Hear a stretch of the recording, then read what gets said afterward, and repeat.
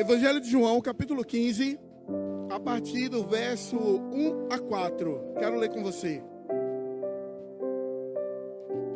Diz assim a palavra de Deus: Eu sou a videira verdadeira, meu pai é o agricultor. Todo ramo que estando em mim não der fruto, ele o corta. E todo que dá fruto, limpa, para que produza mais fruto ainda. Vós já estáis limpos pela palavra que vos tenho falado. Permanecei em mim, e eu permanecerei em vós. Como não pode o ramo produzir fruto de si mesmo, se não permanecer na videira, assim nem vós podeis dar, se não permanecerdes em mim. Eu sou a videira, vós os ramos. Quem permanece em mim e eu nele, esse dá muito fruto, porque sem mim nada podeis fazer. Você pode glorificar o nome do Senhor? Glória a Deus. Que texto lindo, irmãos, do Evangelho de João, no capítulo 15. E nós podemos extrair desse texto várias lições ricas e preciosas. Mas hoje nós queremos falar com a igreja sobre o segredo está em permanecer. Baseado nesse texto aqui, nós vamos falar sobre 3 pontos possíveis de praticar para que possamos vencer tudo aquilo que pode tentar nos impedir de permanecer e de frutificar nele. Aleluia. No texto que nós lemos, irmãos, é importante observar que nós vimos um processo aqui. Jesus fala que Ele é a videira verdadeira e nós somos os ramos. Ele disse mais que o ramo de si mesmo não pode produzir fruto, mas se nós permanecemos nele, se o ramo permanecer nele, esse ramo dará muito fruto. Mas nós vimos um outro processo. Ele disse que, olha, o ramo que não dá fruto, ele corta e lança fora. Mas o que dá fruto, ele limpa para que dê mais fruto. Olha quantos processos a gente observa aqui nesse texto. Irmãos, certo é, a vida do cristão, ela é composta de processos. Em tudo, processos visíveis e processos invisíveis. Às vezes a gente não entende, a gente não consegue enxergar. E às vezes, na verdade, muitas vezes, questionamos o processo que estamos passando. Mas não é errado questionar, não. Questione, mas busque a sensibilidade para entender o processo que você está enfrentando. Se eu perguntar aqui para você, alguém que está aqui já viveu ou está vivendo por um processo difícil ou na sua visão complicado? Eu estou. Faço como a pastora agora, só eu? Ô Senhor, quem não tem, talvez você ainda não tenha entendido, mas nós constantemente estamos enfrentando processos. Jesus disse: ninguém que põe a mão no arado e olha para trás é apto para o reino de Deus. Lucas 9:62. Olhar para trás, irmãos, é o mesmo que desistir, é o mesmo que retroceder. Não é a vontade de Deus que façamos assim. O reino de Deus, ele é real, mas só se torna realidade para quem permanece nele.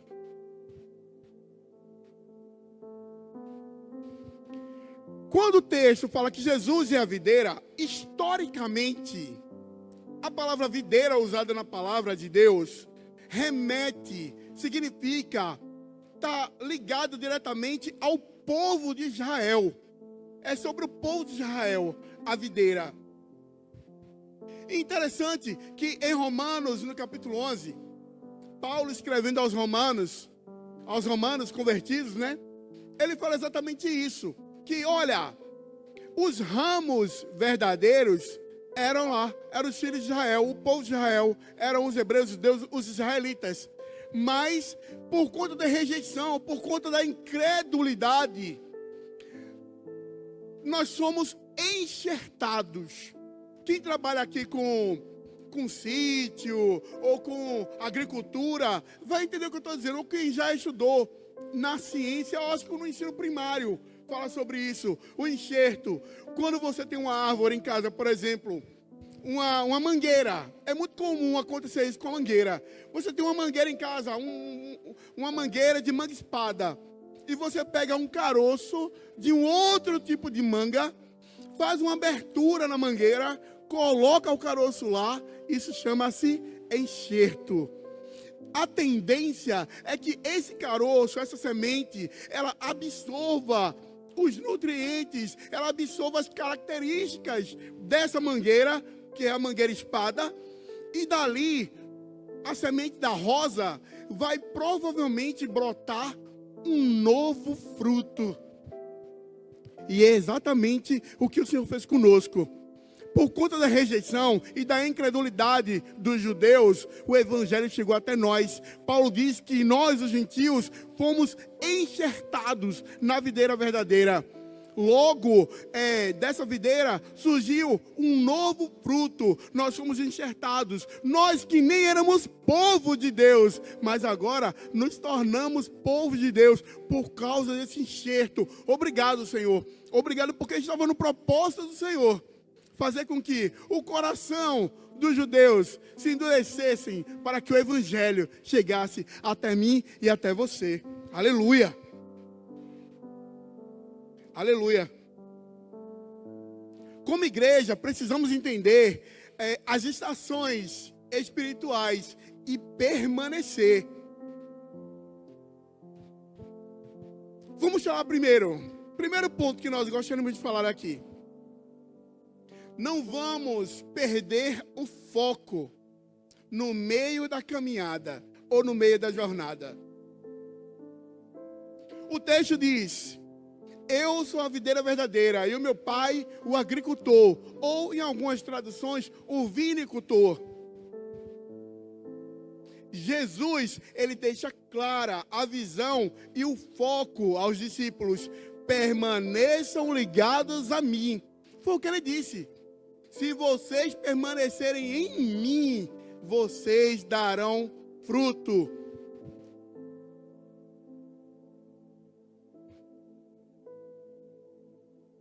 Se tratando de realidades espirituais, Jesus deve ter sido o principal foco. Nele está a saída. Jesus deve ser o nosso principal foco.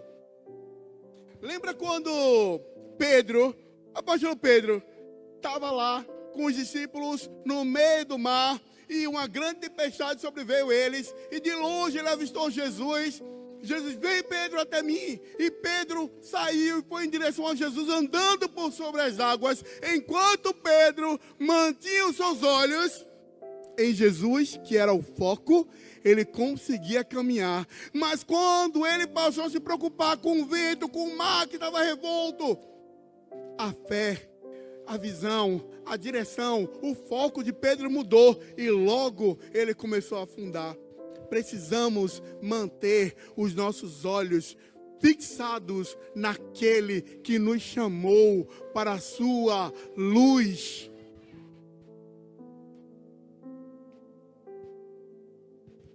Hebreus, no capítulo 12, no verso 2, a palavra vai dizer: olha, precisamos continuar olhando para o alvo, continuar olhando para o autor, para o consumador da nossa fé. Permanecer significa ter foco, olhar firmemente para aquele que um dia pegou quem não era e transformou em quem é.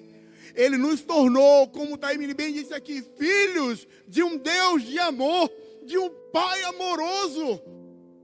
Ele nos tornou Nós antes não éramos, estávamos desgarrados, separados, ausentes da presença dEle. Mas aprove a Deus, por seu tão grande amor, enviar a Jesus para dar prova, para dar testemunho de quem Deus era, sendo fiel até a morte e morte de cruz, para que hoje nós pudéssemos estar aqui, adorando e bendizendo o seu santo nome.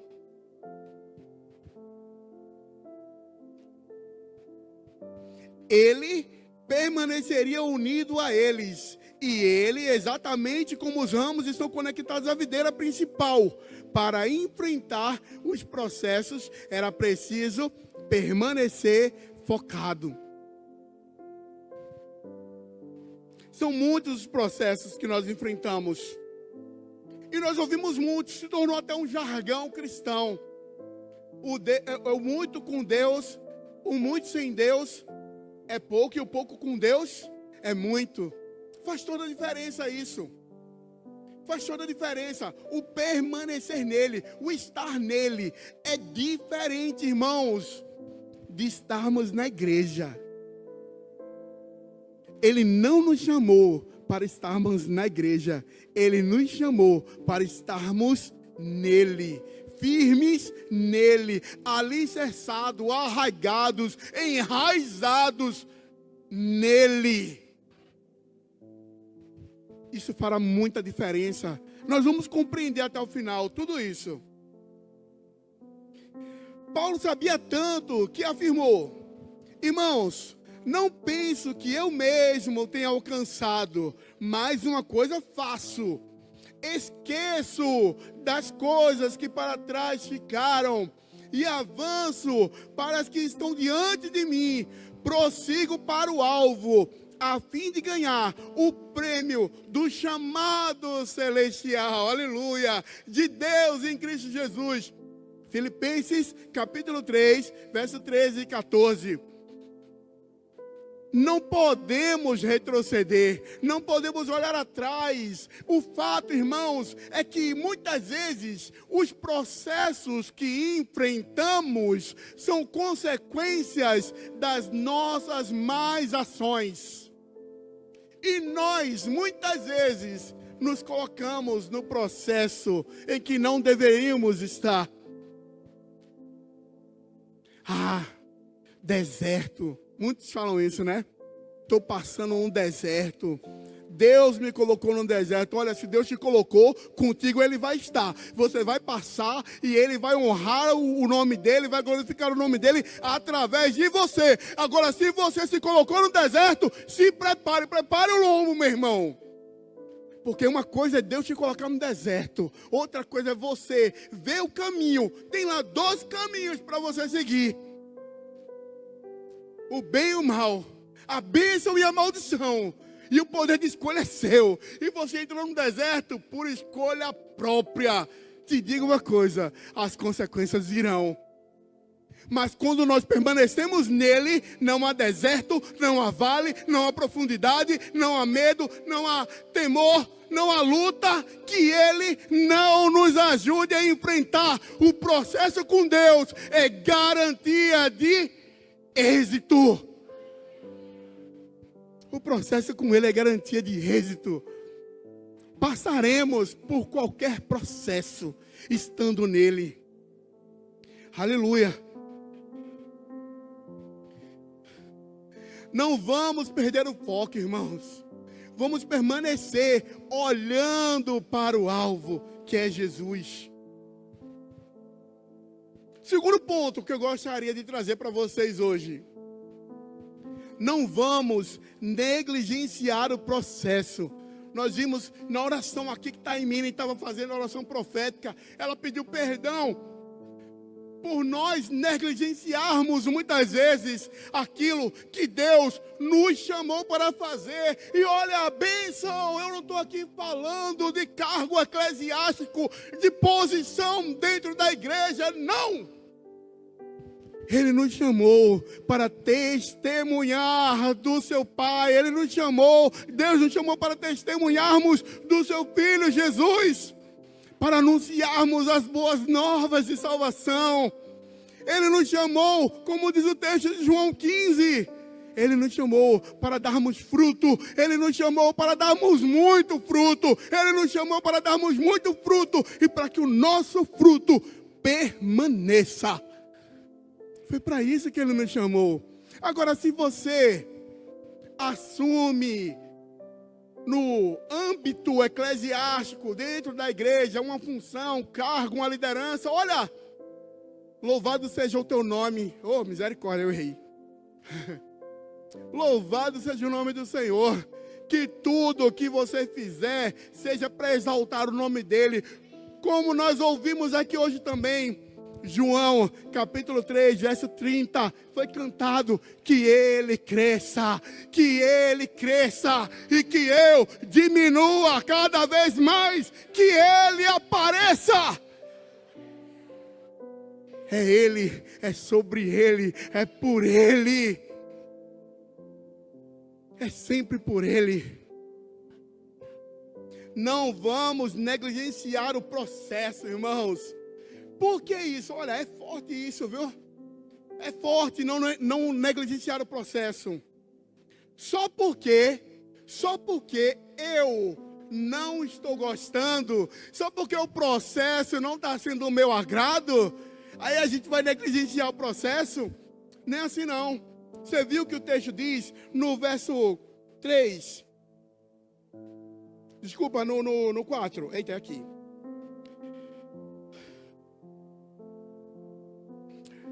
Errei o texto, peraí. Capítulo 15, verso 2. Todo ramo em mim que não dá fruto, Ele o corta. E todo ramo que produz fruto, Ele poda para que produza mais fruto. Olha, o processo às vezes dói. O processo às vezes não é agradável a mim e a você. E olha o que o texto diz no verso 2. O que não dá fruto, Ele corta. Ele corta. Mas olha, são dois processos que eu vou falar aqui. Ele corta. Mas lá na carta de Romanos, como eu disse para vocês aqui, capítulo 11, ele fala, assim como os ramos naturais, que são os israelitas, precisaram ser cortados para poder haver o enxerto dos gentios. Ele disse, olha, Deus é poderoso para fazer com que haja um novo enxerto daquele que foi cortado. Não está tudo perdido não, meu irmão. Olha, infelizmente no processo possa ser que eu e você seja cortado, mas não é o fim. Não é o fim, porque o texto de Romanos 11 diz que se houver arrependimento, se eu e você sairmos da incredulidade que antes vivíamos, nós podemos ser enxertados novamente na videira. Aleluia! Mas o processo não é só para quem não dá fruto e é cortado. A videira pode estar frondosa, linda, frutífera, bonita, maravilhosa. E o texto diz de João 15, 2... que mesmo dando fruto, você vai passar por um processo. E esse é o processo que muitos de nós não gostam. Esse é o processo que muitos não se agradam.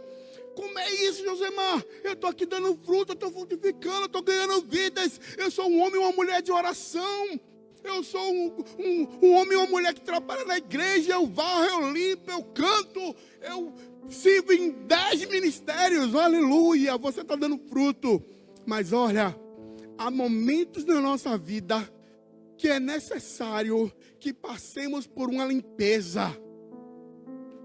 E o autor diz que o Senhor Jesus, que a videira verdadeira, quando nós estamos dando muito fruto, nós passamos por um processo. Aleluia, glória a Deus, amém, obrigado, varão. A careca está toda molhada, escorre para a testa. E o processo diz que mesmo dando fruto, você e eu vamos passar por processos. Você está preparado, queridão? Vai ser difícil, vai doer, você vai dizer, pastor, pastora, por que eu estou assim agora? Porque eu não estou tendo oportunidades? Porque eu estou meio parado? Porque eu não estou exercendo o cargo de liderança? É o processo, querido, passa por ele. É o processo. Você está dando fruto, mas Deus precisa te limpar. Por que precisa te limpar? Porque no processo de frutificação, provavelmente, fica resquícios de quando os frutos, eles brotam e eles são colhidos. E você precisa ser limpo para que você volte a frutificar e frutifique ainda mais do que antes você frutificava. Pode não ser fácil, mas é preciso. Quem aqui já passou por um processo de limpeza? Eu já passei por alguns. Eu já passei por alguns. Mas tudo contribuiu. Sabe por quê? Eu amo a Deus. E quando nós amamos a Deus, tudo contribui para o bem daqueles que amam ao Senhor. O processo de limpeza serve para nos revigorar, para nos transformar, nos podar. O salmista, no Salmo 119, verso 9, ele diz o seguinte: olha, como pode manter o jovem puro o seu caminho? Ele fala o jovem, mas a palavra ela é estendida para o homem, para a mulher, para o ancião, para o adolescente. Como pode um homem e a mulher manter puro o seu caminho? O salmista diz: observando segundo a tua palavra. Ser poldado, ser limpo, não há outra forma de ser poldado ou limpo. Muitas vezes as pessoas acham que o processo de limpeza, de poda, é um castigo, é uma repreensão, e não necessariamente precisa ser. É um processo natural do reino espiritual que contribui para o nosso crescimento nele, para que nele nós possamos estar aptos a frutificar ainda mais para a glória dele.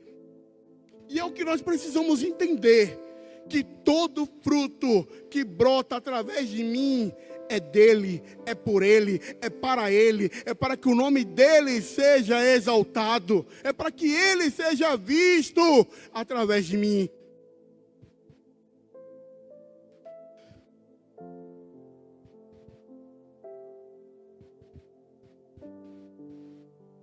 Quando nós falamos de limpeza, de poda, de pureza, isso me remete muito ao texto também do Evangelho de João, muito conhecido, que é próximo a mim, ouve sempre falar isso. João capítulo 17, verso 17, Jesus ali dizendo: olha, Pai, santifica-os na verdade, a tua palavra é a verdade, porque o processo de poda, de limpeza, de purificação remete à santidade. Deus quer nos levar a um nível ainda maior de santidade nele, porque ele é santo e ele espera que nós sejamos santos, assim como ele é santo, sejamos nós também.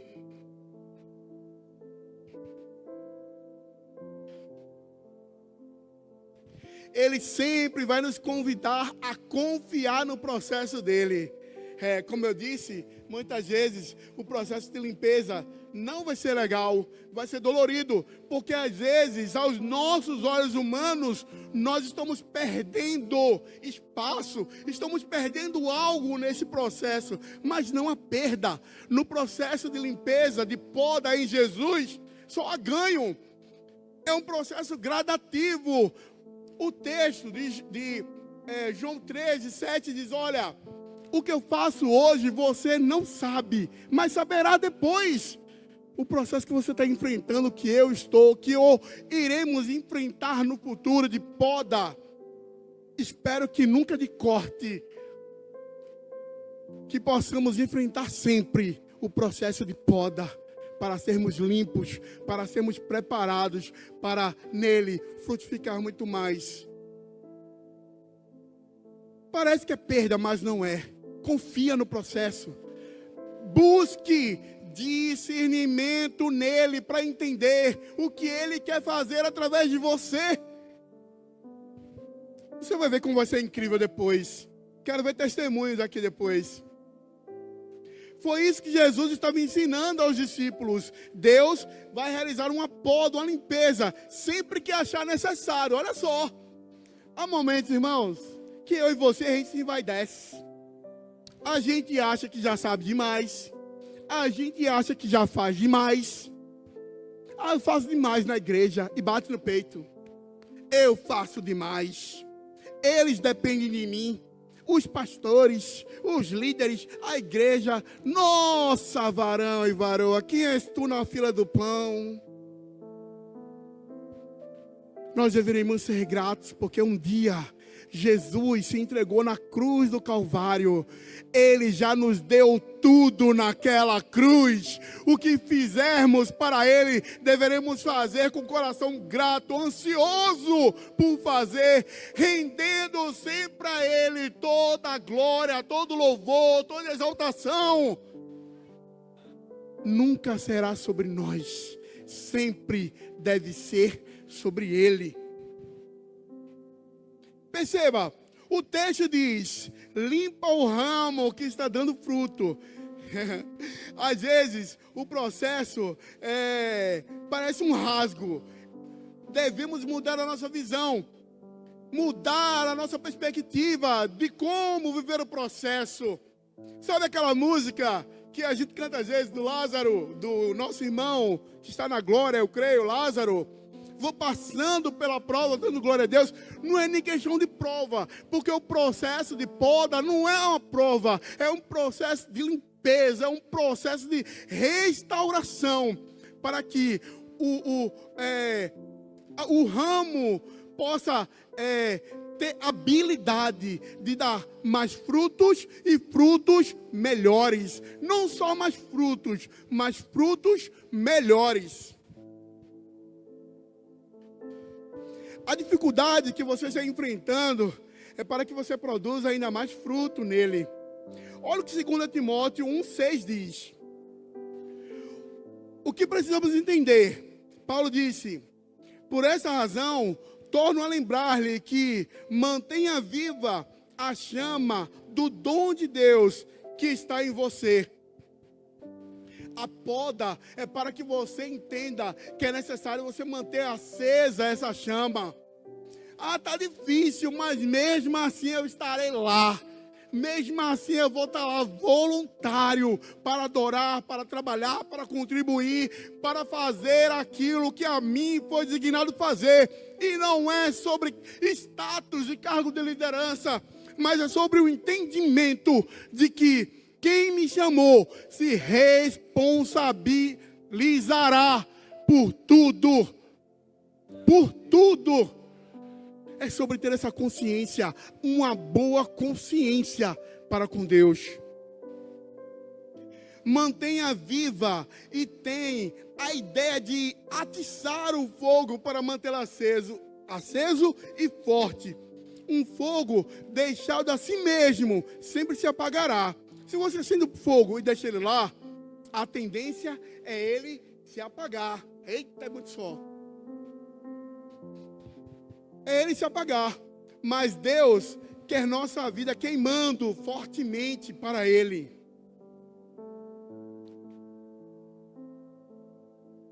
Aleluia. Terceiro e último ponto. Não vamos esquecer que Deus é capaz. Se Ele começou a obra, Ele irá aperfeiçoá-la. Não vamos esquecer, irmãos, que Deus, Ele é capaz. E se foi Ele que começou a obra, Ele irá aperfeiçoá-la. Jesus termina afirmando: como não pode o ramo produzir fruto de si mesmo, se não permanecer na videira, assim nem vós podeis dar, se não permanecerdes em mim. Eu sou a videira verdadeira, vós os ramos. Quem permanece em mim e eu nele, este dá muito fruto, porque sem mim nada podeis fazer. Não é que os discípulos não podiam fazer qualquer atividade sem o Senhor. Eles podiam, assim como nós também podemos, fazer qualquer atividade. Só que atividades boas, atividades efêmeras, terrenas, sim, podemos fazer. Mas atividades boas e eternas só podemos construir se estivermos firmados nele.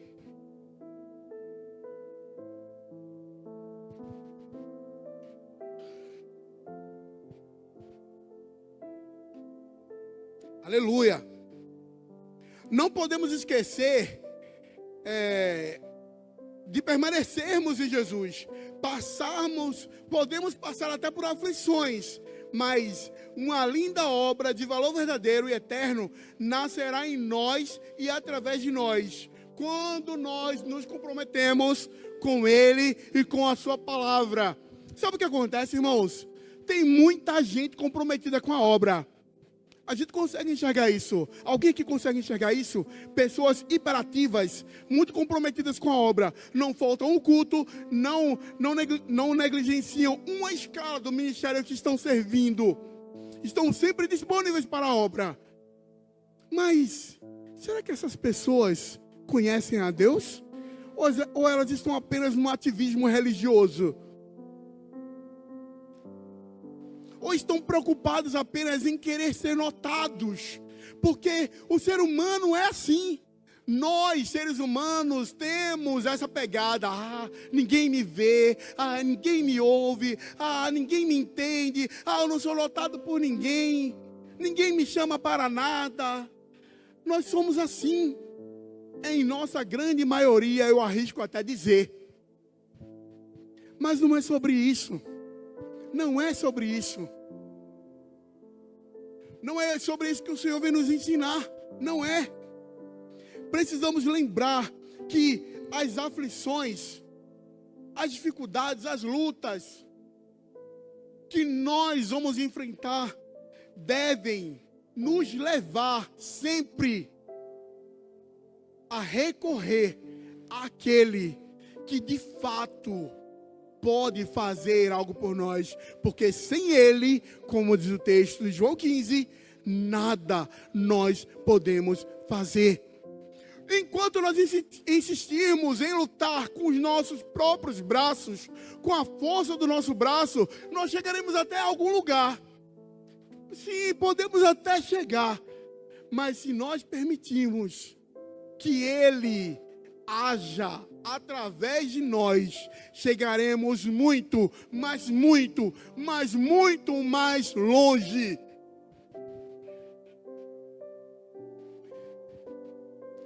Não precisa se desesperar, porque tudo que Ele promete, Ele cumpre. Tudo que Ele promete, Ele cumpre. Hebreus 10, 24. Aquele que prometeu, Ele é fiel para cumprir. Se Ele prometeu, Ele vai cumprir. Não adianta, não precisa se desesperar. Não, é só descansar e esperar nele. Conheça o Senhor, conheça o Senhor. Olha o que Filipenses 1,6 diz.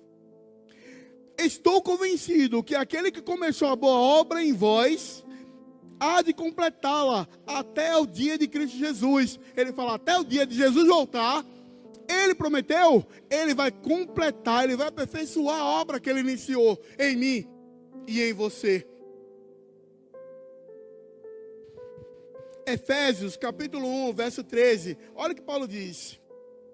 Paulo diz que nós antes sequer éramos povo de Deus, mas através da verdade, através da palavra, como Jesus disse, olha, vocês já estão limpos pela palavra que eu vos tenho falado. Aí Paulo escreveu nos Efésios, ele diz, olha, vocês nem povo eram, mas vocês receberam a palavra da verdade que é Jesus. Receberam de bom grado, e agora vocês não só receberam a palavra da verdade, como agora vocês também são o povo de Deus.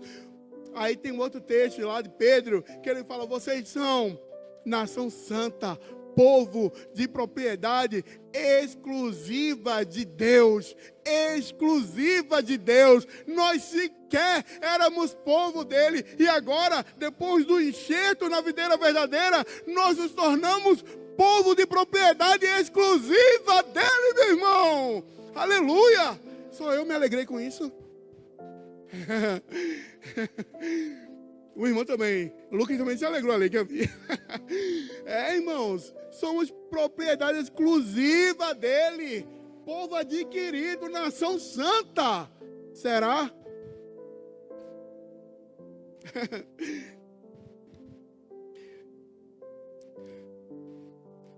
Saber que Deus é um trabalhador que conclui suas obras fará toda a diferença nos dias difíceis. Saber que Deus é um trabalhador que conclui as suas obras fará toda a diferença nos dias difíceis. Está difícil? Lembra, Ele é fiel para completar a obra que começou. Está complicado, está chorando, está doendo, o processo está difícil. Mas o processo findará, porque há dia para início e há dia para término. Teve dia para começar e terá dia para terminar também. Aleluia.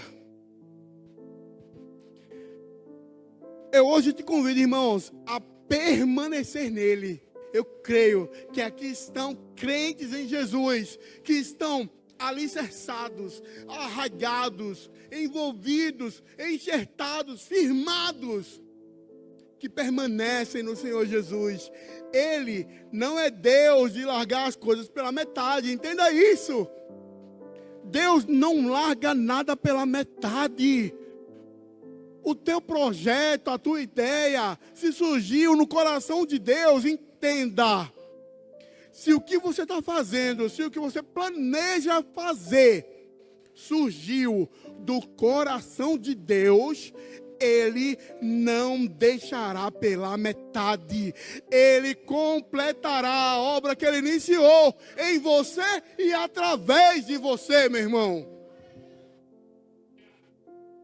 Se Ele começa, Ele termina. Aleluia. 1 João, no capítulo 2, no verso 6, a palavra diz o seguinte, e eu termino aqui. Ministério de Louvor, se quiser se dirigir. 1 João, capítulo 2, verso 6, diz assim: quem diz que está nele, em Jesus, também deve andar como ele andou. Quem diz estar nele, se você diz estar nele, se eu digo estar nele, eu também preciso andar como ele andou. Ele é a videira verdadeira, Ele é a palavra da verdade, Ele é que nos regenera, que nos limpa, que nos lava, que nos polda no formato de cuidado para que possamos produzir mais para a glória dEle. Mas só vamos aprender a andar como Ele andou quando nós guardarmos a sua palavra, permanecermos na sua palavra, como Ele foi. Jesus nos deu o maior exemplo de amor a Deus e a sua palavra, pois Ele obedeceu a palavra do Pai cabalmente, do início ao final. Não foi só porque Ele nos amou, mas foi porque Ele precisou ser obediente à palavra de Deus.